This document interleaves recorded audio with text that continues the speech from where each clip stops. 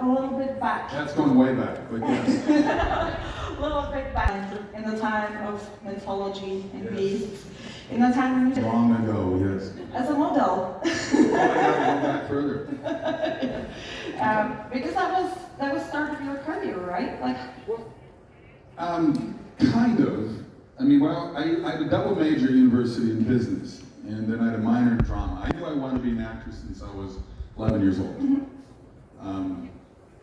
I grew up in Minneapolis, Minnesota. It's called the Twin Cities, Minneapolis, St. Paul. Minnesota is right in the middle of America, but it's on the Canadian border. And our winters are far more severe than yours are here. They're horrible. I don't miss the, is somebody from Minnesota? And that's me yelling, yay, you gotta be kidding me. But anyway, I was 11 years old, and there's a very famous theater in downtown Minneapolis called the Guthrie Theater. It's started by Arlo Guthrie, a British actor. And we did a field trip down there, and it was Shakespeare, and it was The Merchant of Venice. So I was 11, it was Shakespeare. I didn't know what the hell they were saying. I was 11, it was Shakespeare. But I was totally enamored by the actors on stage. And my mom was one of the chaperones, and on the bus back home, I was very quiet. She said, "What do you think?" And I said, "I'm gonna be an actor." And Mom said, "That's nice, dear." But the seed was set. But I was a jock. I was a football player, I was a basketball player, baseball, doing American sports, and we made fun of the people in the drama classes. And the thing is, I wanted to be in there, but I was in that clique, and I couldn't let my buddies know I wanted to be an actor. You know, yeah, there was a bunch of wussies actors out there. But it was always in there for me, and I kept telling my buddies, you know, all the best-looking women are in the drama classes. So it wasn't until I got to college when I really started diving into it. But I started doing a lot of commercial work. Minneapolis, St. Paul area is one of the top 3 commercial markets in America. We have huge headquarters for a lot of businesses. So I started doing a lot of commercials, got that union card. It's called the SAG card, Screen Actors Guild. You have to have that card to be able to really get into auditions in LA or New York. And silly me, I started dating this girl who was a model when I was in college, and she said, before you go to LA, she's come and spend the summer in Italy with me, Milan. And I was like, yeah, why not? Well, 3 months that I was going to spend in Italy turned into 3.5 years in Europe. And I spent most of the time between Milan, Munich, and Paris. Spent time in Zurich, spent time in London, all that, but Munich was a really good market for me, the German market. I think I'm Scandinavian, I'm Norwegian, but I think all the tall, blue-eyed, guys, and so I worked a lot in Munich. It was a great market for me. I loved it there. I lived near the English Gardens, and I still remember my street, Karbachstrasse, and near Leopoldstrasse, and all that. It was a wonderful time in my life. I got to a point and said, I'm done. I did a lot of commercials though too in Europe. Yeah, and but I guess your very famous one, the Jim Beam one. Jim Beam was a big one. That was years later. I moved to LA by then. I've been in LA for about 5 years. Okay, yeah. And when I got the Jim Beam commercial, it's shot in New Zealand. In New Zealand? In 1992. They did a redneck Midwest American bar in New Zealand. I looked and said, "What, couldn't you just shot this in Nebraska or Oklahoma or something?" That was kind of weird. But when I was in New Zealand, I said, "This is really beautiful. I'd love to come back." And of course, a year later, I got Hercules and ended up living there for 7 years. So careful what you ask for. It was good, but it was good. But yeah, I mean, I did do a lot of stuff. But really, the whole acting thing is where my mind, the seed had been set. Yeah, definitely. So before you got your role of Hercules, you also were in Murder, She Wrote. Is that right? I did a Murder, She Wrote. Yeah, my mom was very happy because she was a big fan of that show. So that was like the coolest thing ever, that I could have been in. And Angela Lansbury actually, she had me come in during lunch to have lunch with her and her husband in her camper on the Universal Studios lot. And I came walking afterwards, and everybody's staring at me. Goes, she never does that. She never has the actors and she was checking me out to see if I was good enough to date her niece. So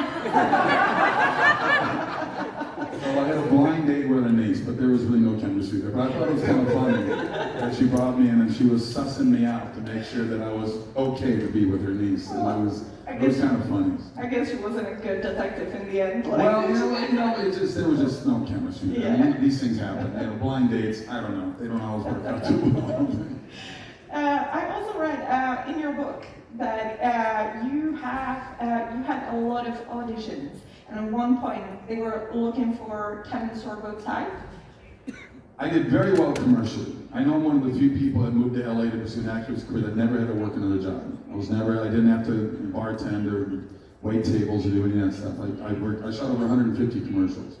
So I was very busy in the commercial world. And one day my commercial agent sends me, it's called a breakdown service, where they're looking for certain commercials and certain types.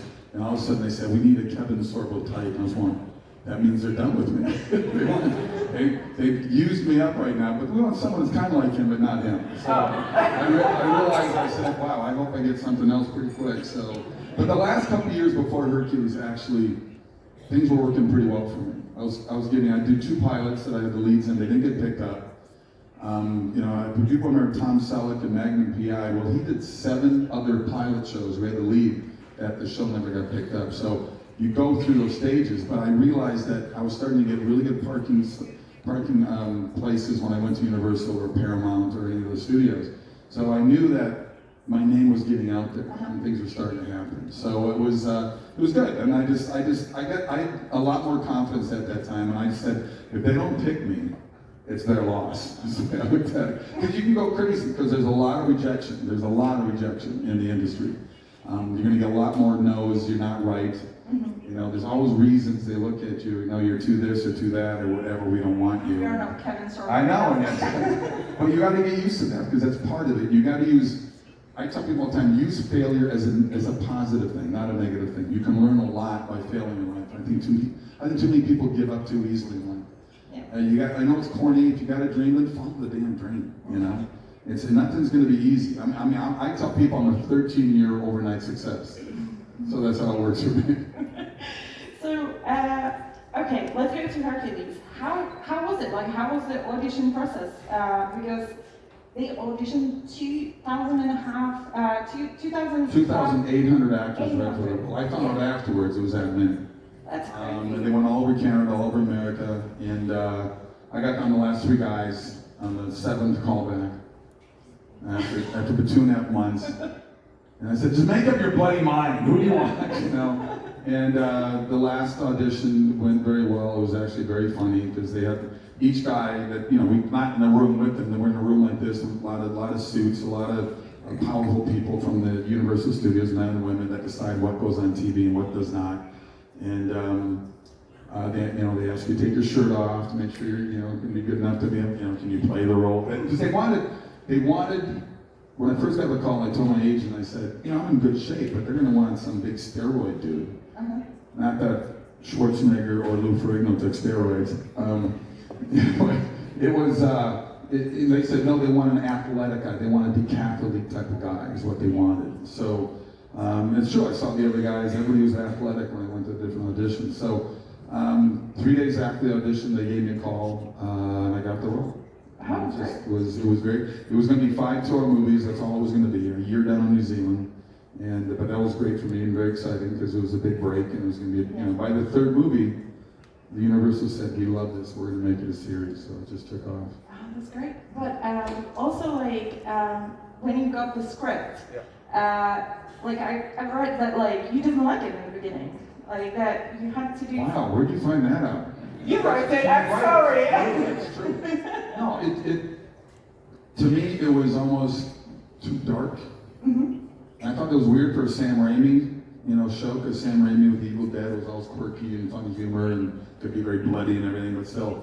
So I just remember saying that we need to make sure that people laugh with this show, because it's an easy show to laugh at. But then if you realize there's a lot of tongue-in-cheek, there's a lot of fun, a lot of humor, I think that was the catalyst for the show to become more successful. So I said, let's just, and I started ad-libbing a lot in the show, and Michael Hurst did too, who plays Yola as my sidekick. And at first the writers get angry because they're in Los Angeles, we're in New Zealand, so by the time they see the dailies, every scene being shot, but that's not in the script, why is he saying that? But then they realized that Sam Raimi said, well, actually it's pretty funny, so why don't they just keep doing it? And they started writing more and more like that when they saw what Michael and I were doing with it. But we weren't changing their idea. We weren't writing, we're just adding the lines here and there just to put a little more humor into it. And it worked, but really the writers we had were awesome. For me, it's the toughest job. is to sit down. I wrote one episode of Hercules. I'll never do it again. It's too much work. But it was fun, and it was, you know. But it's a that job. I love directing, producing, and acting. But the writing, I'll let somebody else do that. Yeah. Well, I have to ask, because like you were talking about adding stuff into the show and like some ad-libs situations.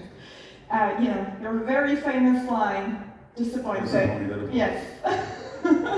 So can you set the record straight? The record straight is, it was the sovereign character, the alter ego of Hercules from the bilateral universe of mythology.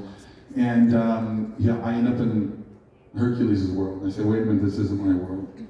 And I thought of Kevin Kline in a movie called The Fish Called Wanda. So I didn't say, when I yelled disappointed, it wasn't like I read what the description of what they wanted me to be disappointed in reading the line.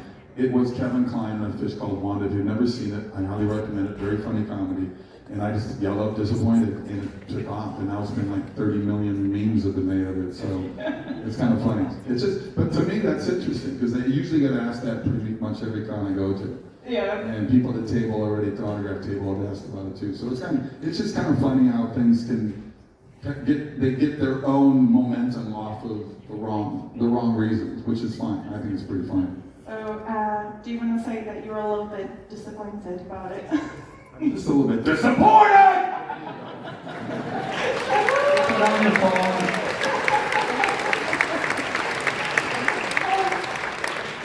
So, when it comes to Hercules, you also had to do some training, right? And because it's not just, you did a lot of stunts in the show, and like, how did that training go? The minute I started working with Douglas Wong for about 2.5 to 3 months before the series started. So Douglas Wong is one of Bruce Lee's original students, which was really cool. And he created his own method of Kung Fu called the White Lotus method. And we did all kinds of weapons, all kinds of, doing different kinds of falls and different kinds of kicks. But when I got to New Zealand, Peter Bell, who was our stunt choreographer, his stunt guys were amazing. And we worked out every day on the set. There was 3 fights pretty much in every episode, and then so days that there weren't fight scenes, they would still be on set.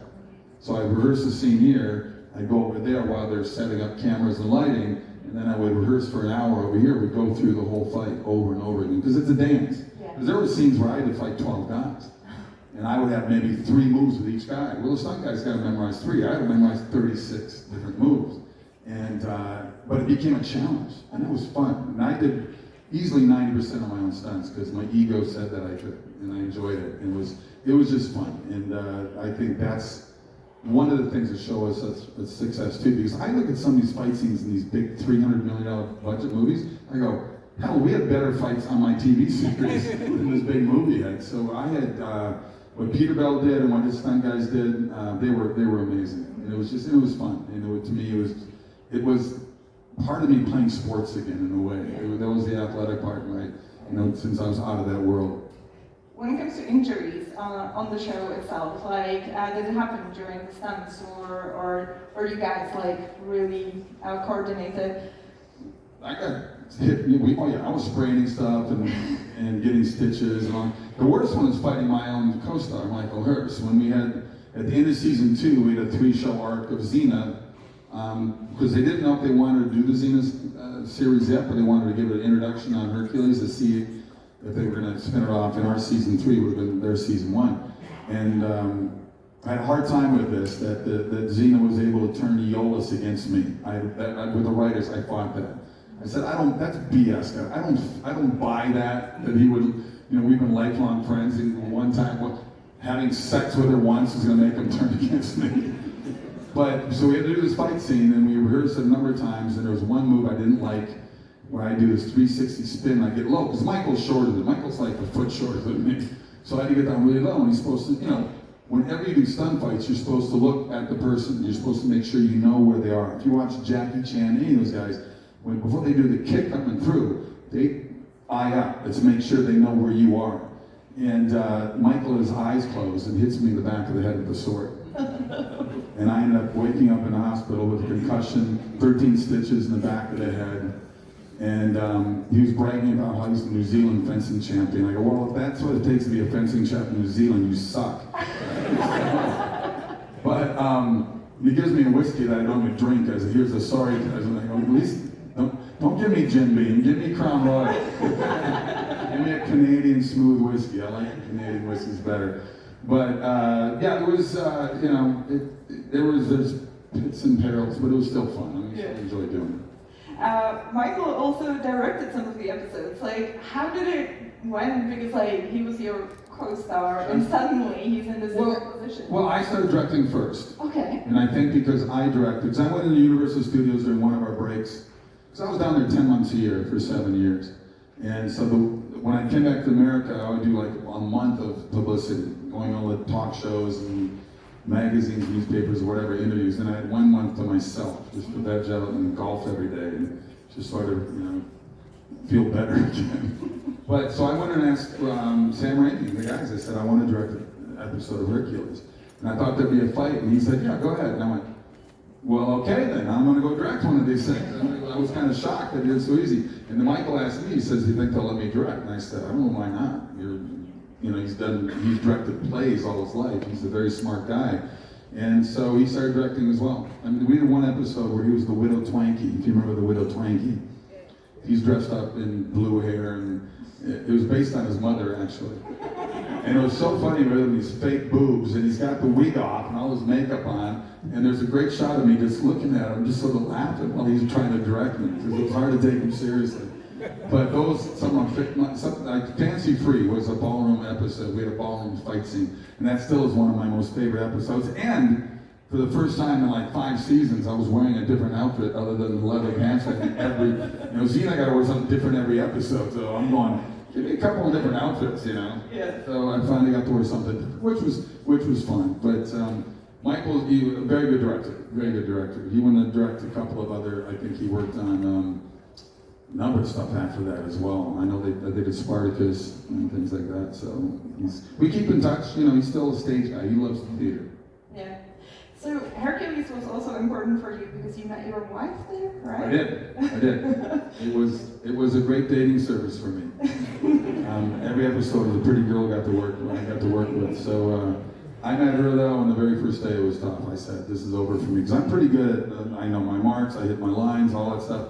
And I couldn't remember my lines the very first scene. Oh. Michael's looking, I said, Michael, help me out. He goes, you're on your own, man. So 26 years later, we got 3 kids, we're still together now. Oh, that's amazing.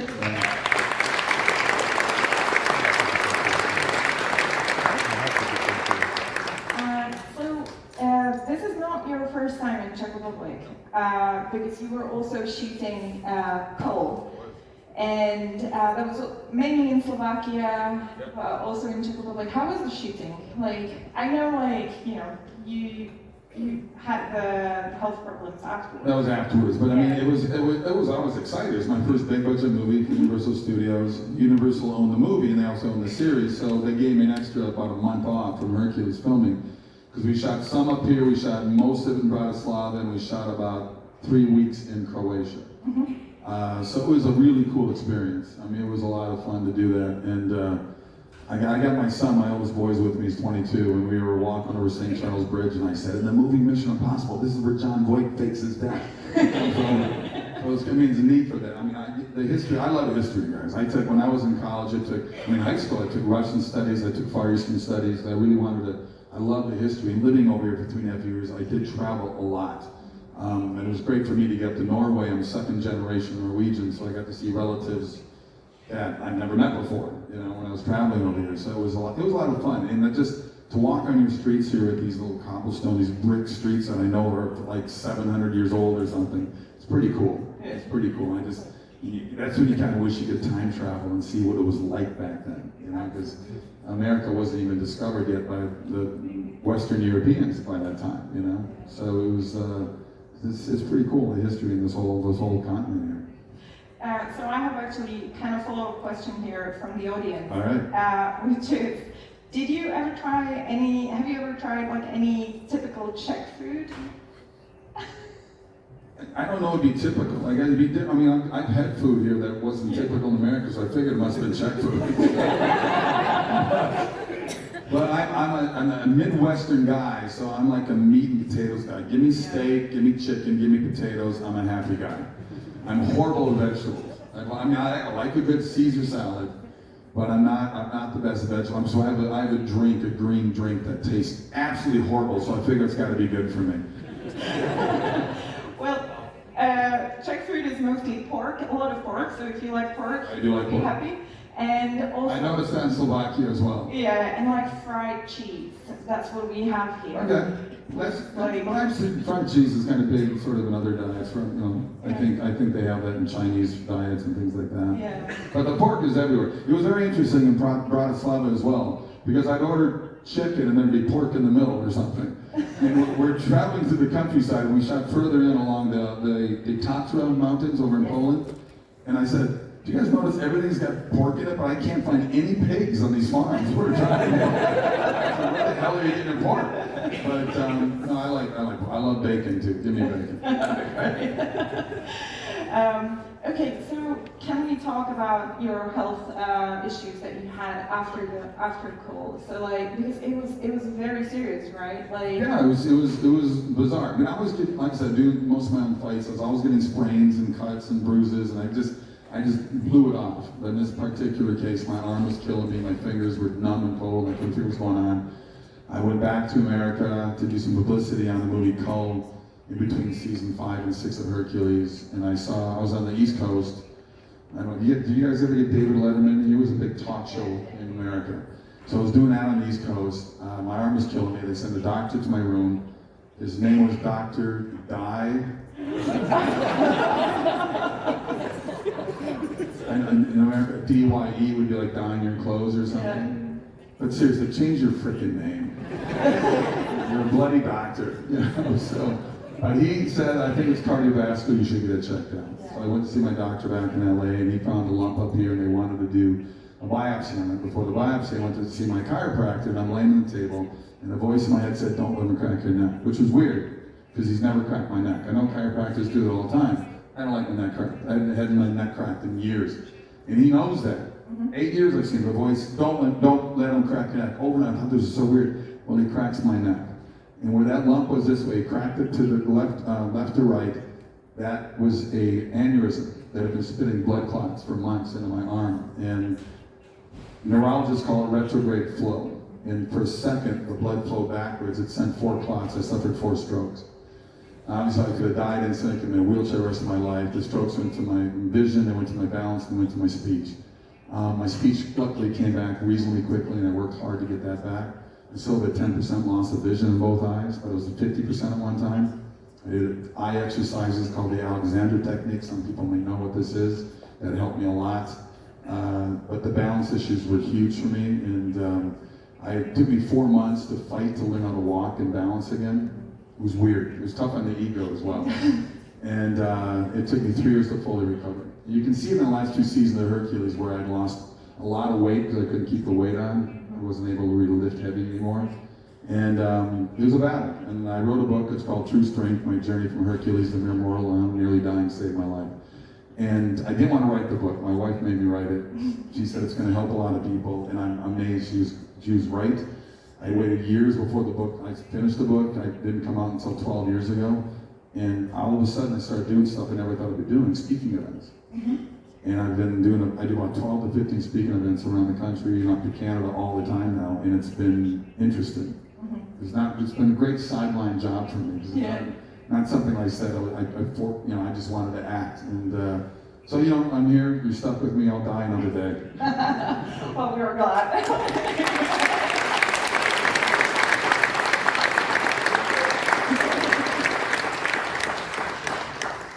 Okay, another question from the audience is, did they get in touch with you from TV show Percy Jackson? And if you know the book series, and if yes, is there any character that you would like to take? They didn't get in touch with me because they're a bunch of losers. They should get in touch with me. So I really can't say. I don't know. I know they got another one coming out recently, or I can't remember. Yeah. I know no, I'd love to.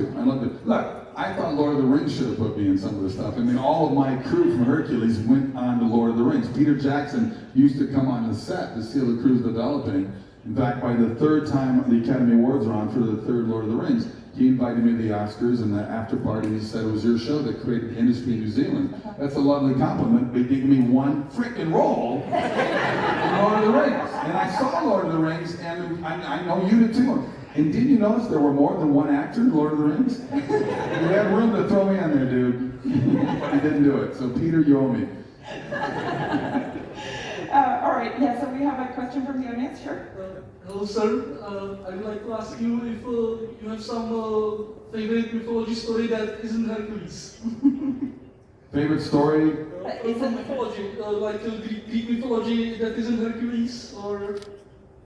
Well, I mean, I could go back to like when I was 12 and 13 years old. I read all the mythology books when I was a kid. My dad was an educator, a school teacher. He taught math and biology.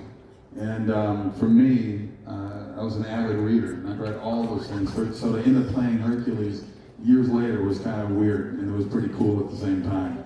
But I don't know, I don't think I'm answering your question properly, though, so I want to understand exactly what you want. If there is some story from, let's say, Greek mythology that you like that isn't Hercules. Oh, well, in today's world, I guess I could play Aphrodite. I don't know. We'll see what happens. But no, I mean, I don't know. I mean, I would love. I know at some point they'll probably do it again, the series, and they better put me in as Zeus, just grade me up a little bit, and I think it'd be kind of fun full circle to do that again because I enjoyed it. It was so much fun doing it, and I know Hollywood always kind of goes back what was successful decades ago, and they rebrand it again and bring in a whole new set of people to do it. So I'd love for that to happen. That'd be kind of fun. But I never really thought about any other character within it. I enjoyed. That's one reason I went. When I got Andromeda, I thought this is great because I'm going from Herc to Captain Kirk, and thousands of years separating the two. And to me, that was a blast. And speaking of Andromeda, I got to tell you, I grew up as a kid watching all the reruns of the original Star Trek series. I was a huge fan of that show. And I remember when I was in university, it was at 10:30 at night, it was the Twilight Zone reruns, and from 11 to 12, it was Star Trek. So if my parents called me at that time, I'd lie to my mom, I'm very busy studying, Mom, I can't talk right now. But to be able to play the first captain after Captain Kirk was pretty cool. Captain Dylan Hunt it was a lot of fun. All right, thank you, and I also love you as a little Hunt, so it was a great role, so thank you. Thank you. Hello. I hope you're enjoying Prague. I am. It's been fun to walk around again. Like I said, it's been many years I come back, but to walk around. My son and I had a great time walking around the other day. He's out walking with a friend of ours right now, getting all the sights in. Wonderful. It's great weather for it today. I know. I brought Florida weather to you guys. Hope you appreciate it. I live in Florida. This is what our winters are like. It's awesome. I don't miss the cold. So you kind of gave a bit of insight into this already, actually. I didn't expect. How much did your knowledge of the Greek mythology impact your portrayal of Hercules in the show?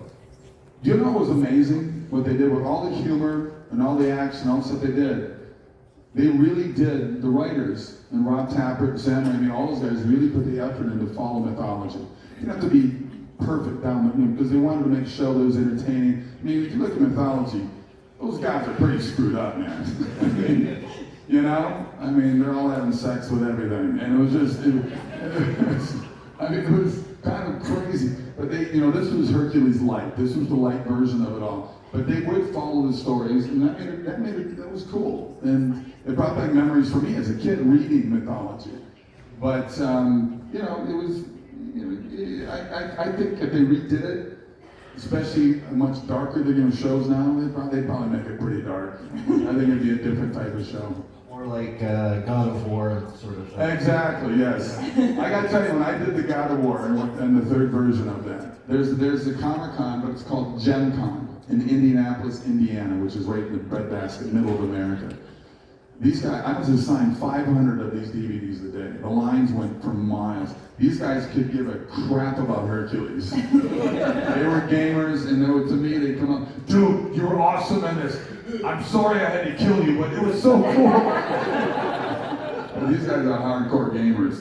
But it was fun. It was interesting to do that. And I've done a couple more since then and before then, but it was fun. Thank you so much. Thank you. I have one question, but I'm not sure if you can answer that. Well, then don't ask it. I'm kidding, I'm kidding. We all know that unfortunately Hercules was cancelled, and do you have any idea how the story should end? If you have read the script, or was the script even done for the next series? No, I mean, it ended with Aeolus and I walking in the sunset together. They knew that was the end, because we had 7 seasons, we had 1 season of movies, 5 movies, and we had 6 seasons of 1-hour episodes. So they knew it was coming to an end. We were talking about me doing 3 more seasons on it. There was talk on it. But then when Major Roddenberry called, that really, I was ready to do something different. I was. As much fun as that show was, and Universal had no problem with me doing it because they own both series. It was all part of it, because they own the Sci-Fi Channel. So it was all part of under the umbrella of Universal Studios. So to me, it was a move that I wanted to make, just to do something different. And the fact that it was a Gene Roddenberry spin-off show, basically, I couldn't turn that down. I mean, that was like, I'm that little kid growing watching the reruns of it. So to me, it ended the way it really was supposed to end. They wrote it in that way. And we shot on this black sand dune, in this beautiful black, I mean, it's got to be 50 meters high, and it goes for about 400 meters inland. It came in between two sort of large hills up this black sand beach, and through centuries of the wind funneling through there and pushing all the sand through. We started on, that was the very first episode, the very first movie, we started on that sand dune. So on purpose, we shot the last scenes on that sand dune, which was pretty neat. And it was the last time I worked with Mike. Well, Michael actually came and guest starred on Andromeda, Michael. It was the last time working with Kevin Smith before he passed away about 1.5 years later, which is too bad. Kevin was a good buddy. Thank you. Good. You did come back to the final episode of Xena, where you fought Zeus, right? I did come back. Can you tell us? The next season, well, they called me up, it was the next season, and they happened to catch me just at the right time, because I had a little break on Andromeda, so I was able to go back down there again. And by then I'd already cut most of my hair off. And they talked about putting extensions in, and they said, no, it's past it. So I threw in a line when I think Dana or whatever, she asked me, Renee O'Connor's character asked me, and she goes, you cut your hair? And I said, yeah, I'm faster now, I can run really quick. So, but we just kind of threw it in as a joke. I mean, it was like in the Widow Twanky one, when I say, when Michael's character is Widow Twanky says, in the dancing thing, she goes, we have to get rid of that outfit. And I said, it's all I ever wear. And he says, yes, I know, and I'm sick of it. So, and that was just how ad-libbed. They just put that in there, and of course they kept it in, because it's funny. All right, well, Thank you for being my childhood hero. Thank you. Saying that, a lot of you said that to me. Almost every Comic-Con I go to, people say that, which is amazing. Number one, it makes me feel old. But it's what's amazing about the medium of television and movies. It can be used for good or evil, just like the internet. I think the internet is the Wild West. There's some wonderful things about it. There's a lot of evil about it as well. And I think you gotta protect your kids from that as much as you can.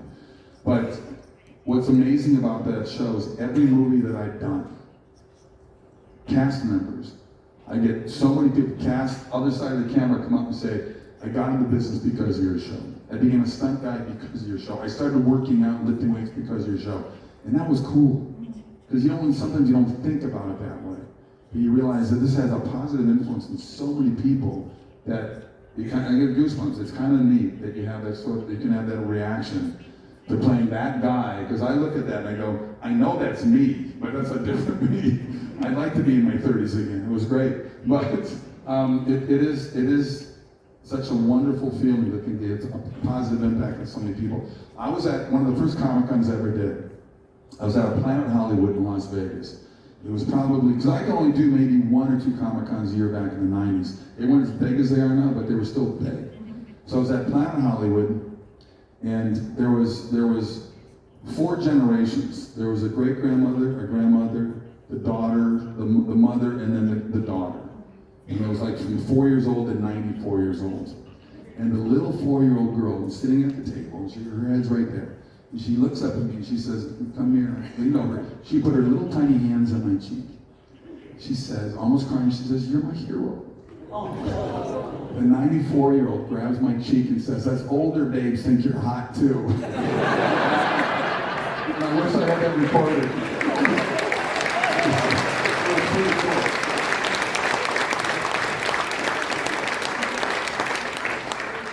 Thank you for coming here. I wanted to ask about Dylan Hunt and Andromeda. In the title was said that it's Gene Rosenberg. I can pronounce it. Sorry. Gene Roddenberry.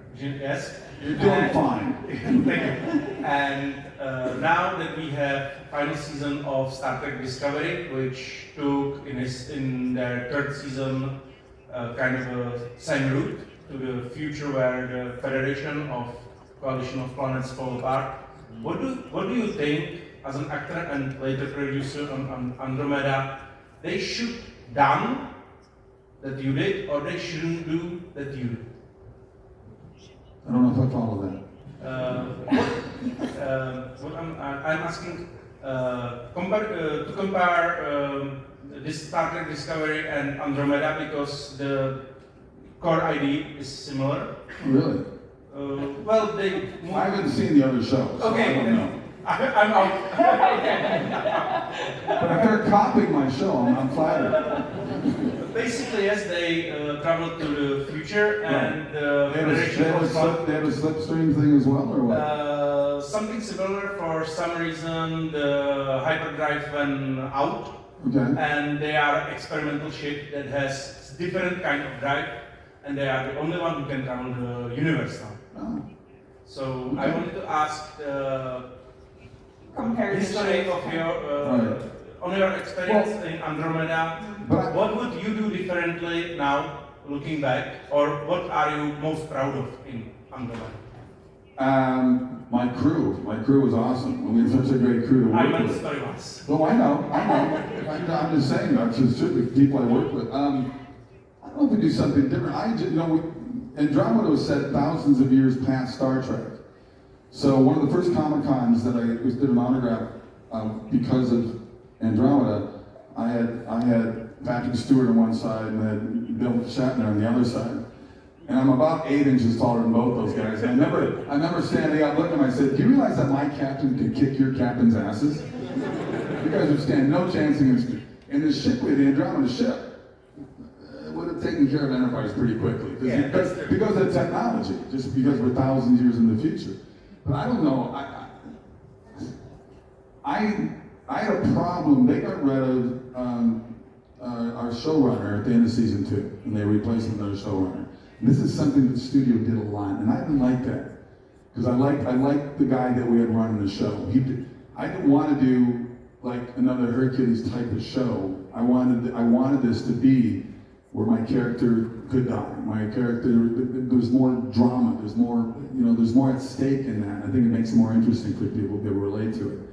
And I think that's why he had so much humor in Hercules, because he had to have that to make the show that, he's not going to die, he's Hercules, he's going to get through it. But how is he going to get through it? With Captain Dylan Hunt, things can happen to him, things can hurt him. And I also like the fact that we had more characters, there was more storylines with all the other characters on the ship. But I can't even think off the top of my head if there's things that I would change, but the only thing that I would have changed is never to get rid of our original showrunner, because he came from Deep Space Nine and he knew that world far better than I did. And so I wish he would have kind of stayed with that, because it just made more sense to me. But the studio behind us did that with every show they ever had. They always replaced whatever is an ego thing. They would replace the showrunner after 2 or 3 seasons. They did it on Beastmaster, they did it on Mutant X, they did it on the other. They just do it. And I don't know. I would have kept it. I loved the way the show was. I didn't like the way it ended, because halfway through season 5, the studio that owned us went into bankruptcy. They had to freeze all their assets, and we were the ones making money for them. They had other things, radio stations that were losing money, so they froze all their assets. So we had 2 more seasons to go, and we got, for anybody that Andromeda fan, you should have 44 more episodes, and none of us were happy that they canceled the show. And once lawyers get involved, I mean, the lawyers on both sides, you know, and they kept in courts for 6 years before it was decided. It's on purpose. There's no corruption with lawyers. They're such honest people. Well, okay, thank you very much. Super answer. So I wanted to ask about, because we used, of course, in fight scenes, weapons, and I want to ask if you prefer some like weapons to use, if you have like preference, and what was your favorite, and which weapons you used, like. You talking about Andromeda or Hercules or both? Both. Like. I love, we didn't do a lot of swords in Hercules. I did love playing with the swords. I got to do a lot with Kull and the axe and the swords, and that was fun. For any Kull fans here, I've got the original axe, 50 pounds, that's what, 20 some kilos. That's in a frame. There's the original swords in a frame as well. It's up in my office. We had the force lance on Andromeda that I do joke that it looked like a dildo because it did. And actually the props guys gave me one that you press the button and it vibrates. It's true. But, you know, in that age, you got to need those techno weapons, which is cool. I think people like that. But with Hercules, I think most of the fights would be me fighting without a weapon against guys that would have weapons, axes and swords and stuff like that. But they always came up with creative ways for me to get them away and use them against them. But I don't know, it was a mixture thing, but I really liked just the fight scenes fist to fist. That one thing I did like about it, they never had Hercules go out and look for a fight. He always tried to talk guys out of it.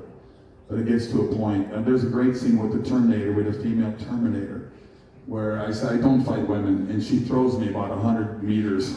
And I land down on a pile of rocks, and I said, well, I guess I can make an exception. Fight with a Terminator woman. But yeah, it was a mixture. Sometimes I enjoy doing it, but I'd rather not have the weapon. I thought it was kind of fun to show that you don't need that. Yeah. Okay. Thank you. And Thank have a you. nice day. You have a nice day.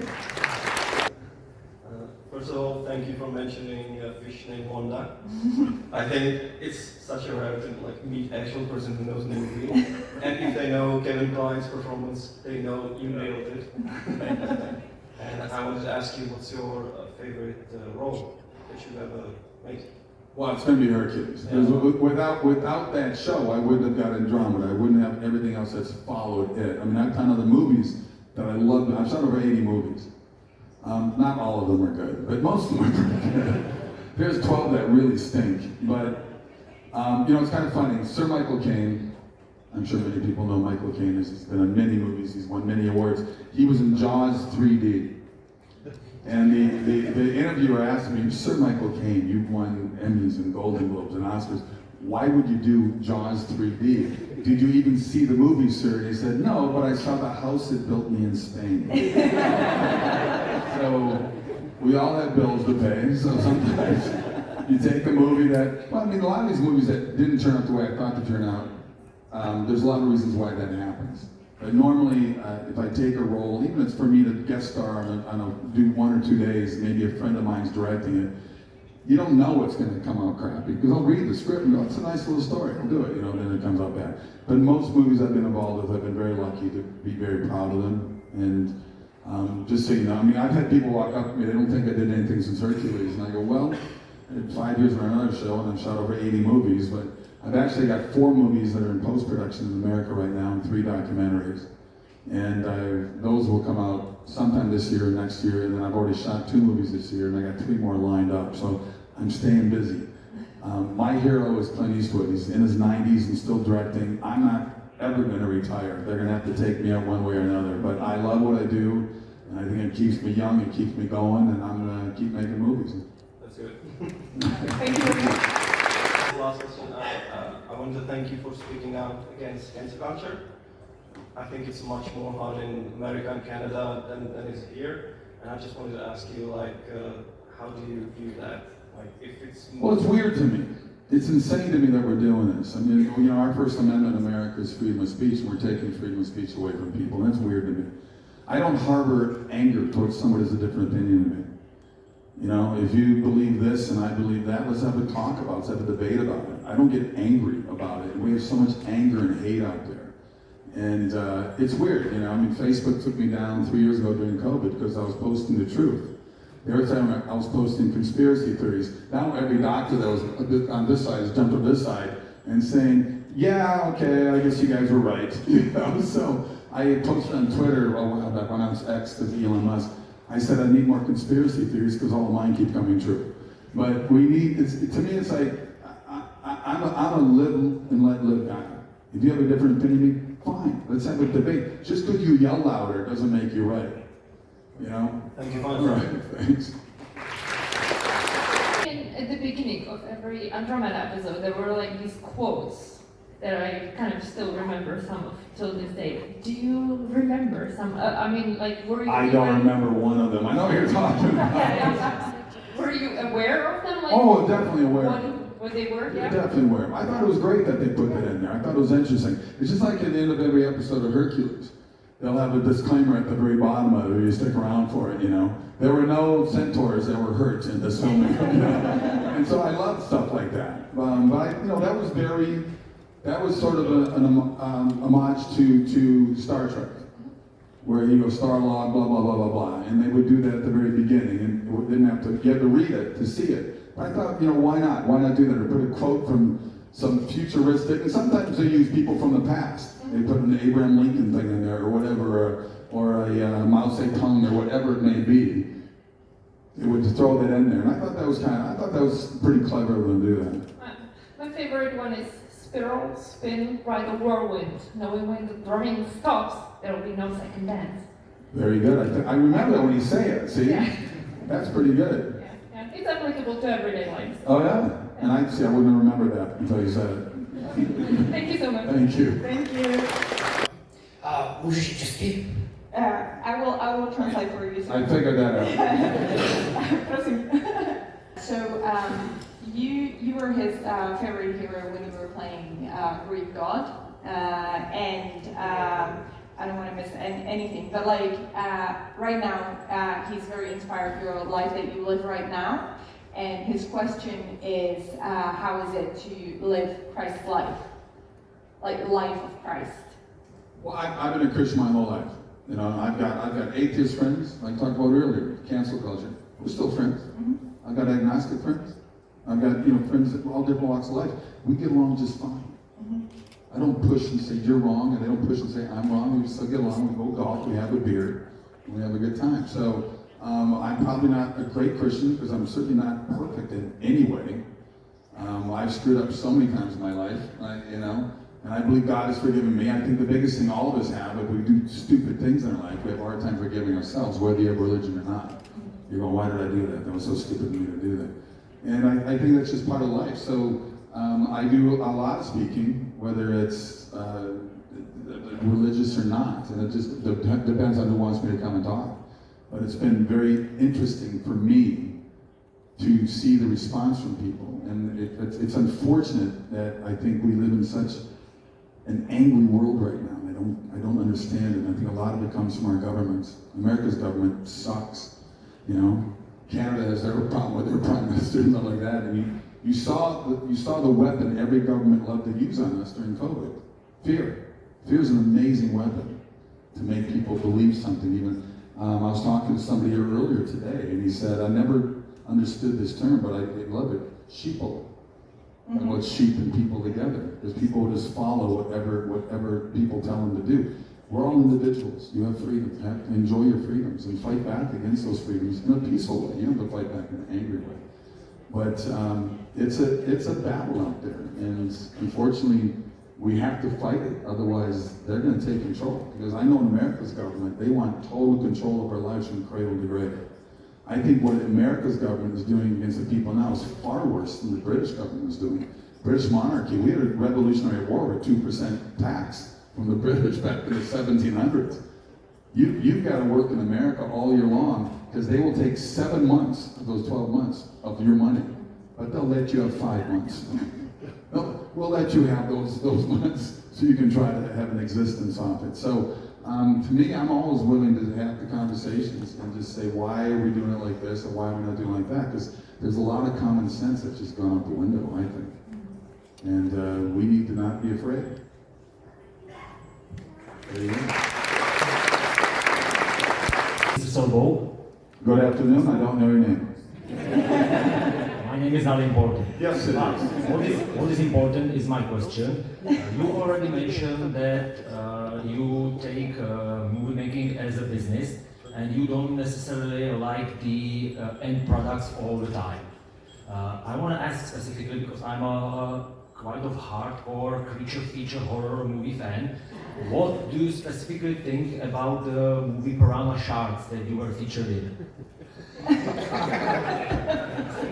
Well, I forgot about that one. That was yet another friend that did that one. I'm not in it very much. I think I worked 1 or 2 days on it, but I do remember the title. I thought it was pretty funny. I saw bits and pieces of it. I know it was bad visual effects. It was very cheap, low budget. But a friend of mine was directing it, and I said, sure, I'll do it. I had nothing going on at that time, but you know, I think it's kind of funny because that's 100 years from now, somebody will watch that movie and it'll become a classic. It'll become some kind of a favorite cult thing or whatever. But I did a movie. In fact, I've got kind of a creature thing coming up, a sci-fi movie that hopefully we'll shoot later this year. They're very close to getting funded right now, and we'll see if it happens. But I do love the sci-fi world still. I love the mythological world. I love the fantasy world. But it's just funny you asked that question because I totally forgot about that movie, and I can't remember what role I played, to be honest with you. Because there are some things that I'll see, even if you look at Hercules, you look at Andromeda, I know if I watch a show, if my kids throw one on, and I walk in the living room and I see it, and I go, I'll remember the entire episode. I remember this episode. But I'm seeing the scene, and there I am talking. I'm going, it's me talking, but I have no memory of that scene. Which is weird, but it kind of makes sense, you know, because you're just filming every day, and it's something different every day. So I can remember the entire episode, but I can't remember each scene individual. Yeah. All right, well. Thank you very much for the answer. Thank you. Have a good rest of the day. Thank you, you too. Thank you. Thank you. So unfortunately, this is the end. This is the end. Well, at least for this panel. Well, obviously, Comic-Con continues, but please give a massive applause. Thank you.